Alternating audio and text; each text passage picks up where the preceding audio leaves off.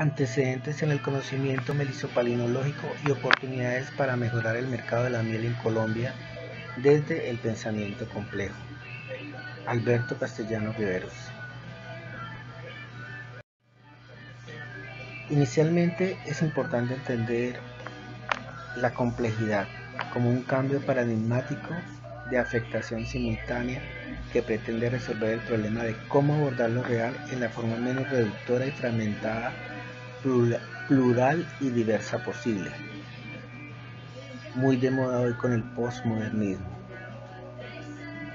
El paradigma de la complejidad se refiere como paradigma epistemológico a cómo es la realidad en tanto conocida por el sujeto y no a qué es la realidad. No podemos pensar la autonomía sin la dependencia, descartar lo simple al abordar la complejidad. La complejidad no es la complicación. La unidad no es la uniformidad. La unidad supone y necesita de lo diverso porque es producto de relación entre saberes. La unidad del hombre es la unidad de la diversidad.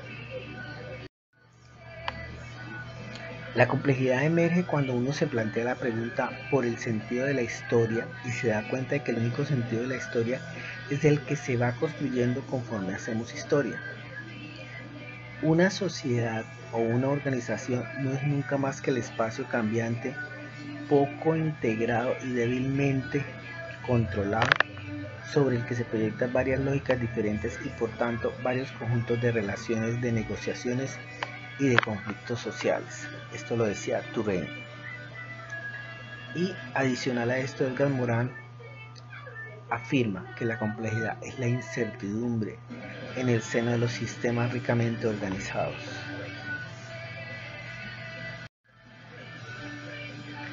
El nuevo paradigma de la complejidad busca no solo explicar, sino también comprender.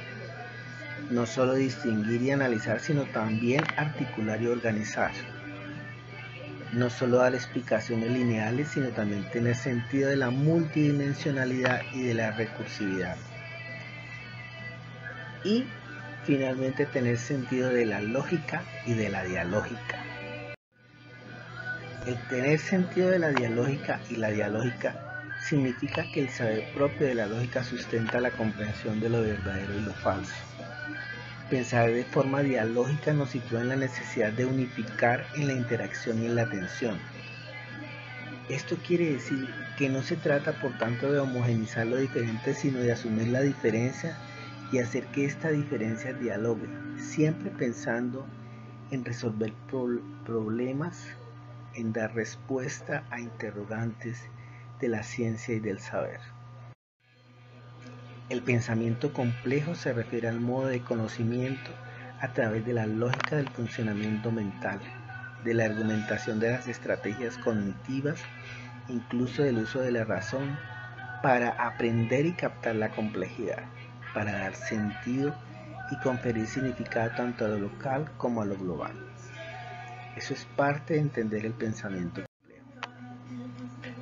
Adicional a esto tiene que cada ser tiene una multiplicidad de identidades, una multiplicidad de personalidades en sí mismo, un mundo de fantasmas y de sueños que acompañan su vida. La vida no es una sustancia, sino un fenómeno de autoecoorganización extraordinariamente complejo que produce la autonomía.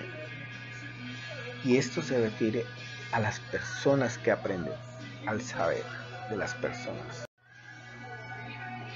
El pensamiento complejo también dice Morin que no resuelve en sí mismo los problemas. Lo que el pensamiento complejo puede hacer es darle a cada uno una señal que le recuerde y no olvide que la realidad es cambiante, que lo nuevo puede surgir y de todos modos va a surgir.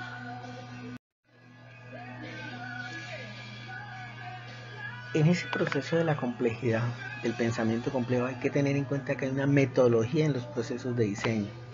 Todos los procesos de diseño están sujetos a esa misma estructura metodológica que varía según las condiciones del contexto local. Esto para la complejidad. El conocimiento de sí mismo, donde hay un acercamiento a las formas del ser, tener y hacer, y estar con el apoyo, si así lo desea, de expertos, líderes comunitarios con experiencias y capacidades pedagógicas. Esto quiere decir que se que en los procesos de diseño del pensamiento complejo no se está solo. Se tienen que conocer las diferentes disciplinas y por eso ahí también tenemos nosotros lo que está relacionado con la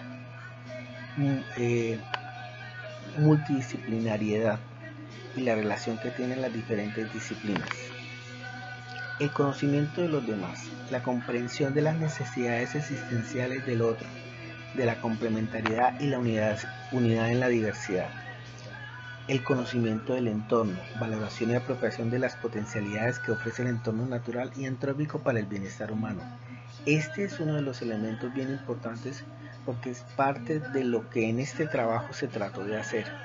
Ese conocimiento del entorno frente a la melisopalinología que hay en Colombia, los estudios que se han hecho desde en las últimas décadas, en las últimas 4 décadas.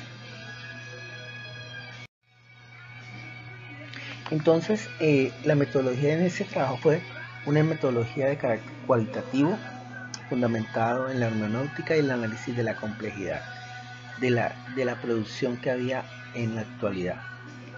En esta etapa preliminar se basó en la interpretación entonces de textos para dar un sentido verdadero a la realidad que se intenta abordar frente a la melisopalinología, interpretar y comprender la realidad, la información que existía aquí. La información fue colectada en orden cronológico utilizando fichas RAE.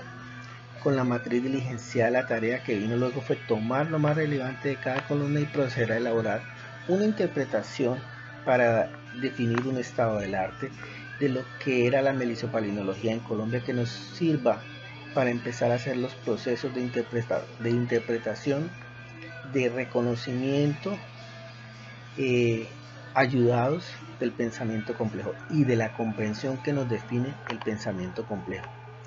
En conclusión, metodológicamente la taxonomía de este proyecto, de acuerdo a la finalidad, posee un esquema de investigación aplicada que utiliza como fuente de información la documental.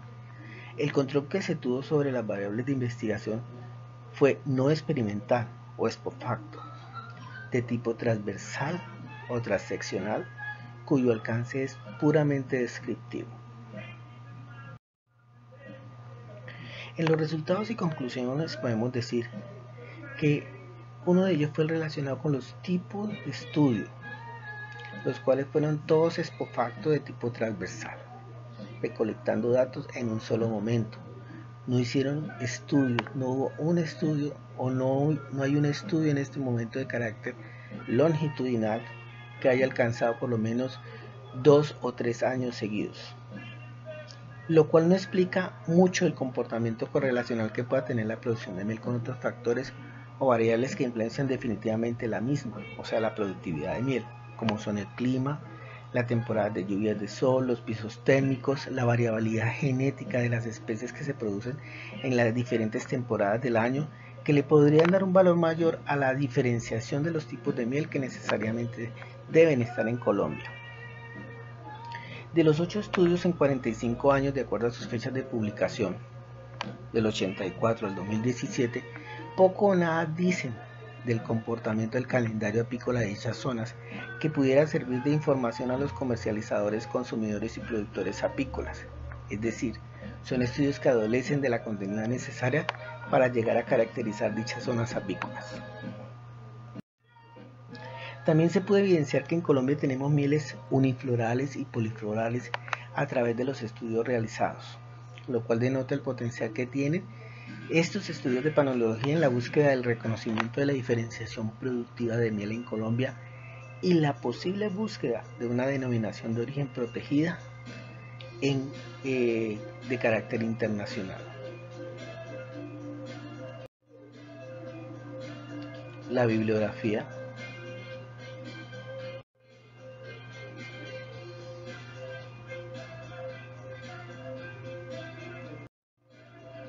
Muchas gracias.